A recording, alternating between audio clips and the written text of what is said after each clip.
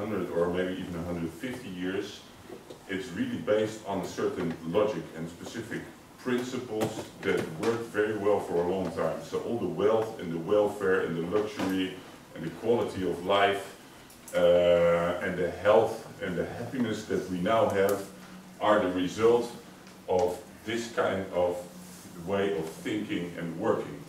At the same time, it's producing the side effects that we now call unsustainability. So addressing these kind of crises through optimization, through ad hoc responses is really part of this way of thinking. What is happening, what is emerging at the same time, and this is not something that is emerging now, but already for a long time, is that we see a different set of logics, a different way of thinking, but also a different way of organizing things is emerging.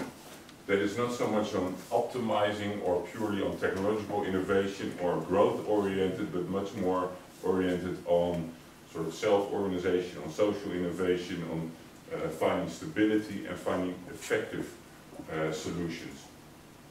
But this is much more hybrid and this is much weaker still, but these are sort of the emerging principles of development, you might say, and there's you can see them in all sorts of variations in the literature, but also in practical examples that to us are sort of the signal post or the pointers for a new kind of direction we are possibly moving toward, and maybe even hopefully moving toward. And this sort of tension between the old way of thinking and doing, running into problems and increasingly finding it hard to improve in a way that addresses societal needs. And on the other hand, a new type of solutions that's better able to address these needs, but is still weak and underdeveloped. That's visible in all dimensions of society, but also will have huge impact on organizations and behaviors and lifestyles that we now find very common. It also means that it's not only about innovation and finding these new solutions, but it's also about dealing with how the old ways of thinking, working and organizing will vanish or go away. And I can tell you from my experience in a lot of different fields, these possible sustainability transitions will also bring along a lot of resistance. So transitions are about innovation, they're about finding new sustainability pathways, they're about a process of development, but they're also about addressing issues of power, of conservative tendencies, of existing interest, on uncertainties creating resistance to change. Very briefly, let's look at what's happening in the energy field. I won't go in depth, but just to illustrate what's now going on. I know that there's now a debate in Sweden. Vattenfall bought a very nice Dutch company. Some of you might have heard of it. I think we were very clever to get it to you, but actually I have to say the Netherlands is one of the worst performers in terms of achieving or accelerating transition to sustainable energy, partly because of the dominance of Shell as a fossil-based company, partly because of a lot of bad decisions in these coal-fired power plants. Nuon is not the only one. Partly because we have a lot of natural gas and a very strong natural gas company, so there's a lot of resistance against the swift transition to an energy-neutral built environment, to a large-scale diffusion of renewables and so on. And what happened? We had a 10-year program on the energy transition in the Netherlands. There was a lot of money invested in all sorts of nice tech projects. There was a lot of discussion on what the goals for the energy transition should be, while at the same time these coal-fired power plants were built. was an investment of 300 million in carbon capture and storage, and so on. So basically, they organized an innovation space for everybody that wants to talk about renewables, and the fossil fuel regime went on and on. And what you see in Shell, but this is an image from the National Gas Company, is they are very successful in framing the dominant narrative in the Netherlands about the energy transition. We need to be sensible and economic about it. It must not be disruptive because it will destroy the economy. So we take a century, and our preferred transition fuel is the climate-friendly natural gas. So that's the dominant narrative. And then you see this is the PR of the National Gas Company. And it's much like Shell. At first you see wind and solar, but if you look closely, then you see the natural gas stove reflected in the solar panels. So 99% of their business is natural gas, as much as Shell has 99% fossil fuels from tar sands and shale gas and so on. But what do they display? This. And this is the kind of tension. Then if you look to Germany, of course that's a different story. Can have a long historical view on it, but what's happening now is that there was a sort of a disruptive event. Basically Fukushima was adopted as a window of opportunity to take the nuclear phase out. Much more has happened, but what is happening now is that there really is a power shift going on. So if you look at the, this is from 2010, and the figures from last year, I just saw they are even worse or better, depending on how you look at it. The big four energy suppliers only have 6, but now it's under 5% of the renewable energy capacity installed. And it's a serious issue in Germany because last weekend, I think over 70% of the electricity used was coming from these new renewable installations. This is a power shift. So it's democratizing the energy system, and it has huge implications. Of course, in other countries, they see that as well. We had a brief discussion over lunch on the Swedish energy transition, but maybe we get to that in the discussion. So it's very interesting to, from this view, look at why did it happen in Germany and why not in the Netherlands. What is happening? What are the dynamics? How did this breakthrough come about? What kind of chaos did it spur? And these are the kind of questions that we ask in the transition field. And the energy transition I take as an example now because it's, everybody can recognize it. But these kind of processes, they happen in all domains, you might say.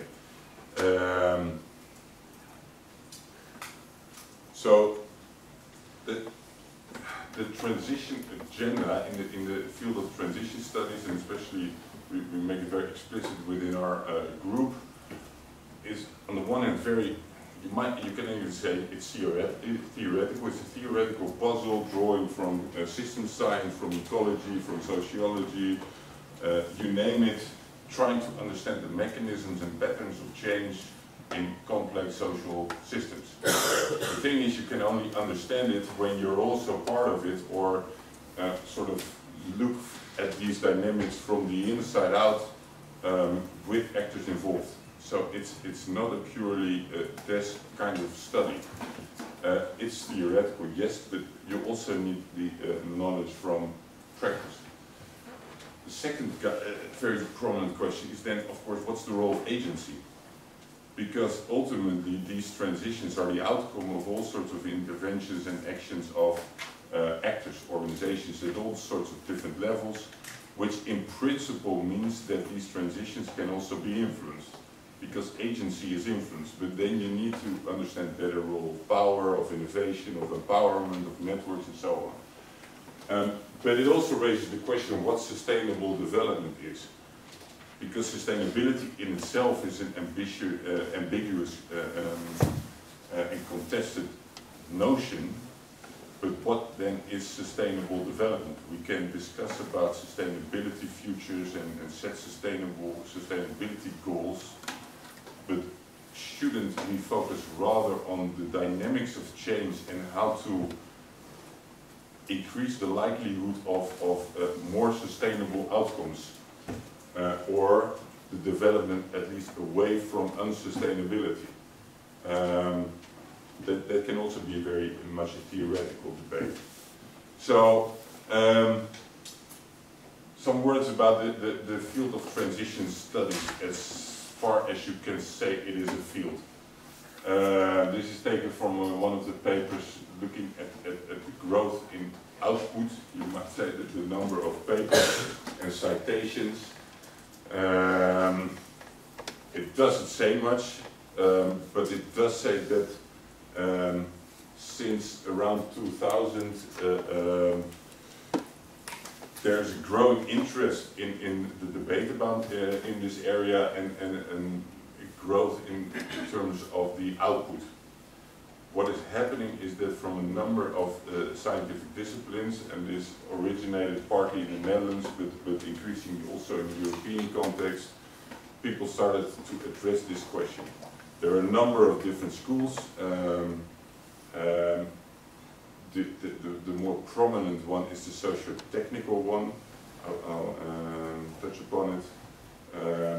Studying historical transitions in socio-technical systems.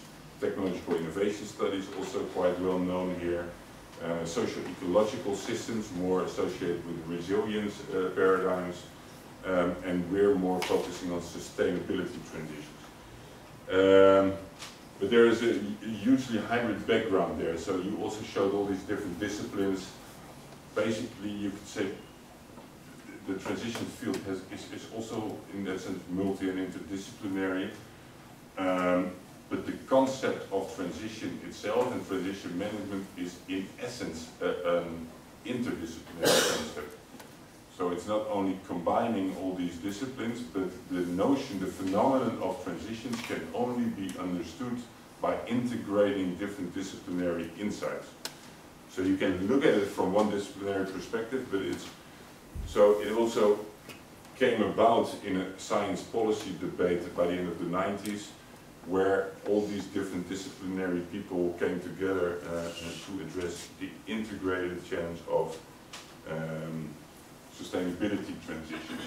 And over the past years, this transition field and within transition management, we developed a whole sort of jargon or language, you might say, with all these particular kind of words. I'll get back to it in transition management, but language is very important in creating change, but it's also very important as part of creating synergy between all sorts of disciplinary backgrounds or different types of people.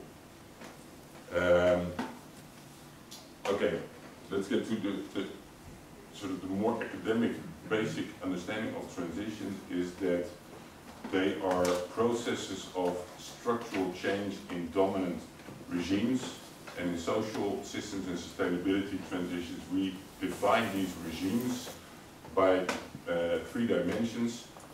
The way that we collectively think, you might say, the shared rules, norms, values, worldviews, the way we have organized these systems in terms of structures. They can be infrastructures, regulations, institutional structures, so on, and in terms of practices, our behavior, the way we operate.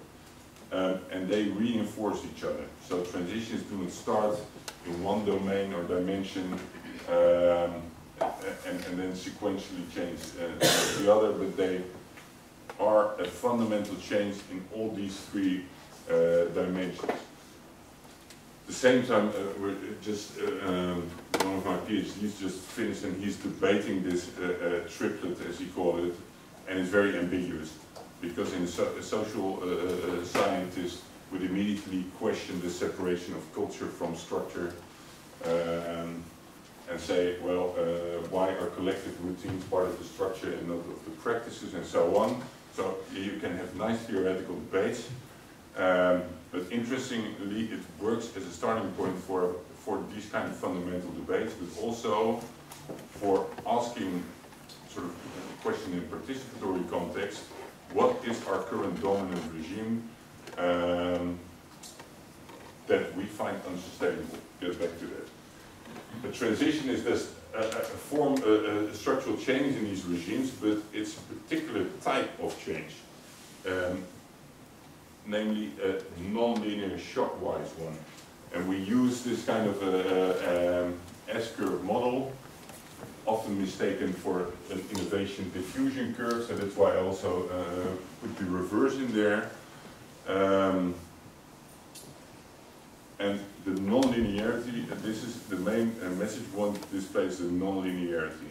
So typically, and this is a pattern of change that we find in all sorts of different disciplines.